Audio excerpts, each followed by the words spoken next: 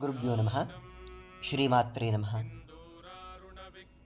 ಲಲಿತಾ ಪರಮೇಶ್ವರಿಯನ್ನು ಯಾಕೆ ಅಂತಿಮ ಸತ್ಯ ಅಥವಾ ಅವಳನ್ನೇ ಪರಾಶಕ್ತಿಯಾಗಿ ಕಾಣೋದಕ್ಕೆ ಕಾರಣ ಏನು? ದೇವಿಯ ಅನೇಕ ರೂಪಗಳಿದೆ. ಅವಳ ದಶಮಹಾವಿದ್ಯೆಗಳಿದೆ.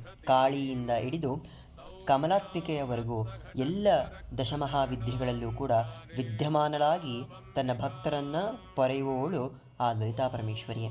ಆದರೂ ಆ ಲಲಿತಾ ಸ್ವರೂಪಕ್ಕೆ ಯಾಕೆ ಅತ್ಯಂತ ಮಹತ್ವವನ್ನು ಯೋಗಿಗಳು ನೀಡ್ತಾರೆ ಅಂದರೆ, ಪರಿಪೂರ್ಣವಾದಂತಹ ಶಿವಶಕ್ತಿಯ ಐಕ್ಯರೂಪ ಲಲಿತಾ ಪರಮೇಶ್ವರಿ.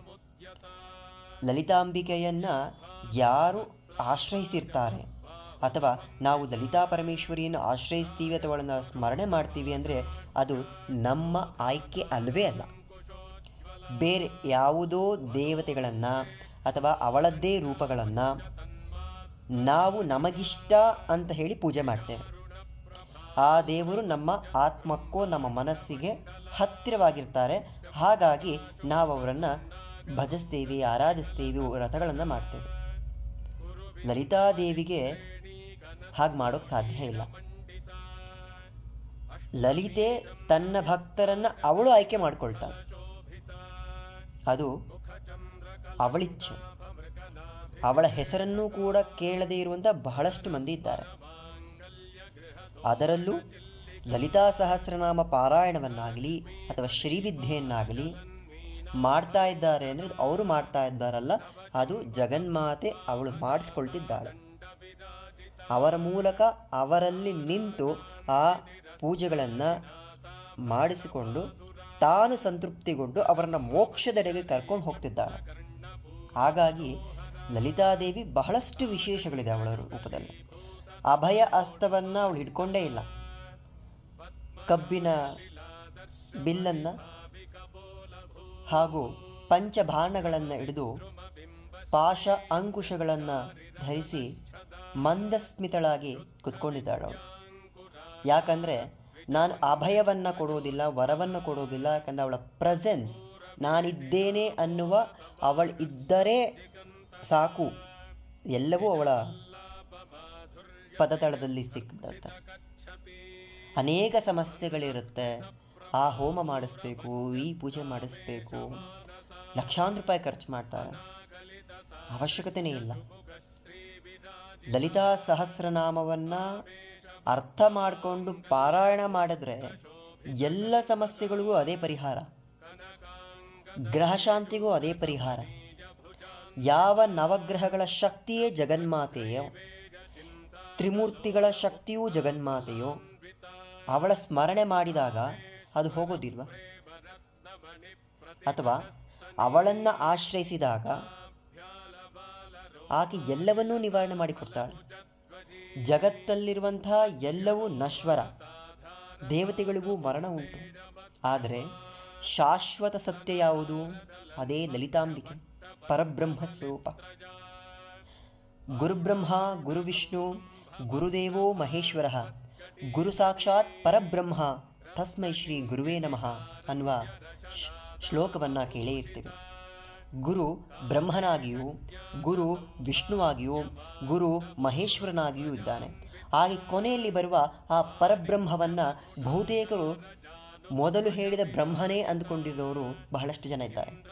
ಆದರೆ ಅದು ಪರಬ್ರಹ್ಮ. ಯಾವ ಶಕ್ತಿಗೆ ಅಂತ್ಯವಿಲ್ಲವೋ, ಯಾವ ಶಕ್ತಿ ಚರಾಚರಗಳಲ್ಲೂ ಇದೆಯೋ, ಅಣು ಅಣುವಲ್ಲೂ ಇದೆಯೋ, ಆ ಪರಬ್ರಹ್ಮ ನಿರಾಕಾರ ಸ್ವರೂಪ.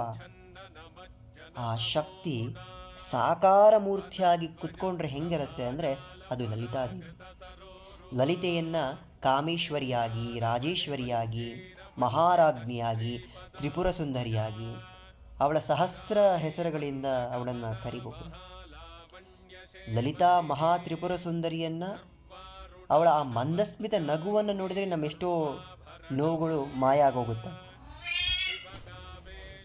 ಹಾಗಾಗಿ ಜಗನ್ಮಾತೆಯ ಬಗ್ಗೆ ತಿಳ್ಕೊಳ್ಳೋದು ಒಂದು ಕೌತುಕ.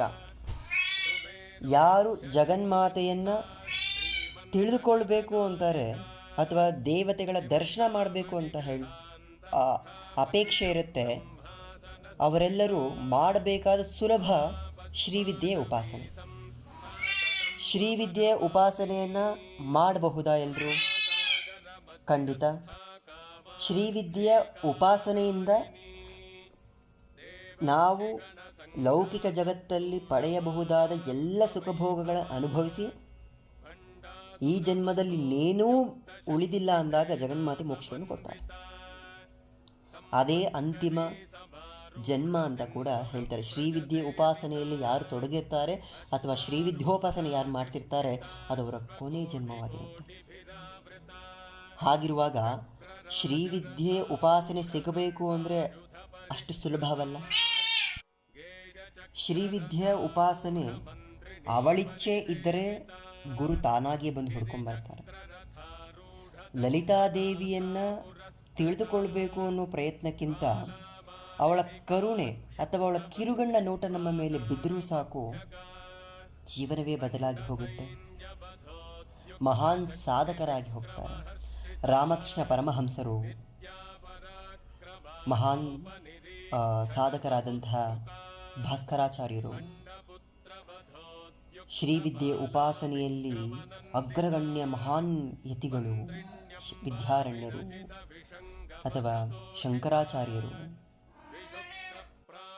ಅನೇಕ ಮಹನೀಯರುಗಳು ಅಥವಾ ಯತಿ ಪರಂಪರೆಗಳು ಅವಳ ಸ್ಮರಣೆ ಅಥವಾ ಆ ಜಗನ್ಮಾತೆಯನ್ನು ಸರ್ವಶಕ್ತಳು ಅಂತ ಯಾಕೆ ನಂಬಿದ್ರು ಅಂದರೆ ಅವಳೇ ಎಲ್ಲದಕ್ಕೂ ಕಾರಣ. ಕಲಿಯುಗದಲ್ಲಿ ಅತ್ಯಂತ ಬೇಗ ಪ್ರಸನ್ನಳಾಗುವಂಥವಳು ಲಲಿತಾ ಪರಮೇಶ್ವರಿ. ಲಲಿತಾದೇವಿ ಅಂದ್ರೆ ಶಾಂತ ಸ್ವರೂಪ. ಆ ಮಂದಸ್ಮಿತ ನಗು ಎಂಥ ನೋವಿನಿದ್ರೂ ಹೋಗಿಸ್ಬಿಡುತ್ತೆ. ಅಂಥದ್ರಲ್ಲಿ ಆ ಜಗನ್ಮಾತೆ ಸ್ವತಃ ತನ್ನ ಇರುವಿಕೆಯನ್ನು ತೋರಿಸೋಕೆ ನಿಂತ್ಕೊಂಡ್ರೆ ದುಃಖಗಳೆಲ್ಲ ಅಮ್ಮ ನಿನ್ನನ್ನು ನೋಡಿದ್ರೆ ಸಾಕು ಅನ್ನೋ ಮಟ್ಟಕ್ಕೆ ಆಗ್ಬಿಡುತ್ತೆ. ಆತ್ಮಕ್ಕಿಂತ ಹತ್ತಿರವಿರುವುದು ಆ ಜಗನ್ಮಾತೆ. ಲಲಿತಾ ಸಹಸ್ರನಾಮದಲ್ಲಿ 2 ಸಾಲು ಬರುತ್ತೆ. ಅಂತರ್ಮುಖ ಸಮಾರಾಧ್ಯ ಬಹಿರ್ಮುಖ ದುರ್ಲಭ.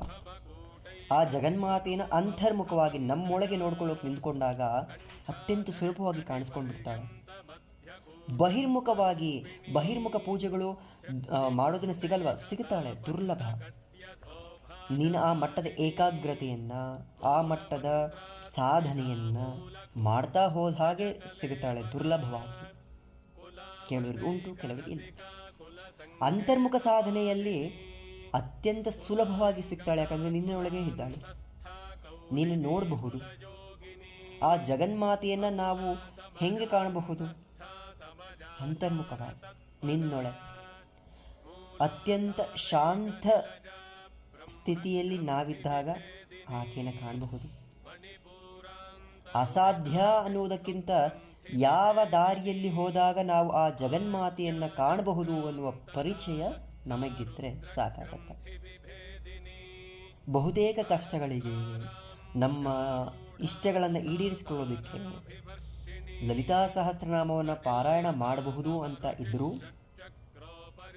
ಜಗನ್ಮಾತೆಯನ್ನೇ ನಾನು ನೋಡಬೇಕು ಅಥವಾ ಅವಳು ನನಗೆ ಕಾರುಣ್ಯವನ್ನು, ಅವಳ ಕರುಣೆಯನ್ನು, ಅವಳ ಅಭಯಸ್ಥವನ್ನು ನನಗೆ ನೀಡಬೇಕು ಅನ್ನುವಾಗ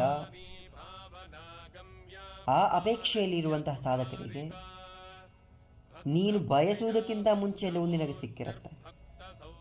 ಅದೇ ಲಲಿತಾ ಪರಮೇಶ್ವರಿ. ಅವಳ ಉಪಾಸನೆ ಎಷ್ಟು ಸುಲಭವೋ ಆ ಉಪಾಸನೆಯನ್ನು ಮಾಡುವುದು ಅಷ್ಟೇ ಕಷ್ಟ. ಮನಸ್ಸು ಅವಳಲ್ಲಿ ನಿಲ್ಲೋದೇ ಕಷ್ಟ. ಯಾಕಂದರೆ ಶಿ ಈಸ್ ದ ಲಾಸ್ಟ್, ಆಕೆಯೇ ಕೊನೆ. ಅಖಿಲಾಂಡ ಕೋಟಿ ಬ್ರಹ್ಮಾಂಡ ಜನನಿ.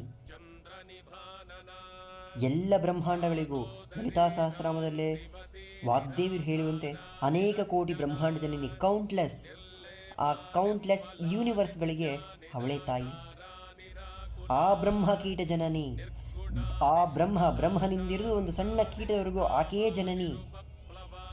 ಸಾಧಾರಣ ಅರ್ಥಗಳು ನಮಗೆ ಇದ್ರೆ ಆ ಒಳಹರ್ಥ ಪ್ರತಿಯೊಂದು ನಾಮಗಳಲ್ಲಿಯೂ ರಹಸ್ಯ ನಾಮಗಳು, ಆ ರಹಸ್ಯ ನಾಮಗಳಲ್ಲಿ ರಹಸ್ಯ ಬೀಜಾಕ್ಷರಗಳು, ಅತ್ಯಂತ ಕೌತುಕಮಯವಾದ ರಹಸ್ಯಮಯವಾದ ಯಾವುದಾದ್ರೊಂದು ಮಾಲಾ ಮಂತ್ರ ಇದೆ ಅಂದರೆ ಅದು ಲಲಿತಾ ಸಹಸ್ರನಾಮ.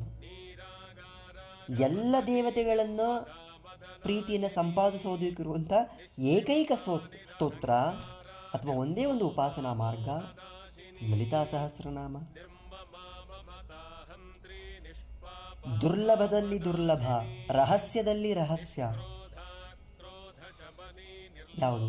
ಅದೇ ಲಲಿತಾ ಸಹಸ್ರನಾಮ. ಲಲಿತಾ ಸಹಸ್ರನಾಮ ಒಂದನ್ನು ಅರ್ಥ ಮಾಡಿಕೊಂಡ್ರೆ ಜಗತ್ತಿನಲ್ಲಿ ಯಾವ ವಿದ್ಯೆಗಳು ಬೇಡ, ಎಲ್ಲವೂ ಅದರಲ್ಲೇ ಇದೆ. ತಿಳಿದುಕೊಳ್ಳುವ ಮನಸ್ಸು, ಆ ಜಗನ್ಮಾತೆಯ ಅನುಗ್ರಹ ಎರಡು ಬೇಕಾಗುತ್ತೆ. ಸಂಕಲ್ಪ ಶಕ್ತಿಯನ್ನು ಮೀರಿದ್ದು ಆ ಜಗನ್ಮಾತೆ. ಇಚ್ಛಜ್ಞಾನ ಕ್ರಿಯಾಶಕ್ತಿ ಸ್ವರೂಪಿಣಿ. ನಿನ್ನ ಇಚ್ಛೆ ಬರಬೇಕು ಅಂದರೂ ಅವಳೇ, ಅದನ್ನು ಕ್ರಿಯೆಯಾಗಿ ತರಬೇಕು ಅಂದರೂ ಅವಳೇ, ಅದಕ್ಕೆ ಜ್ಞಾನವನ್ನು ಕೊಡಬೇಕಾದರೂ ಅವಳೇ ಕಾರಣ. ಹಾಗಾಗಿ ಯಾವುದೋ ಮೂಲಕ ಅವಳು ಪ್ರೇರೇಪಿಸ್ತಾಳೆ, ನೀನು ಲಲಿತಾ ಸಹಸ್ರನಾಮವನ್ನು ಪಾರಾಯಣ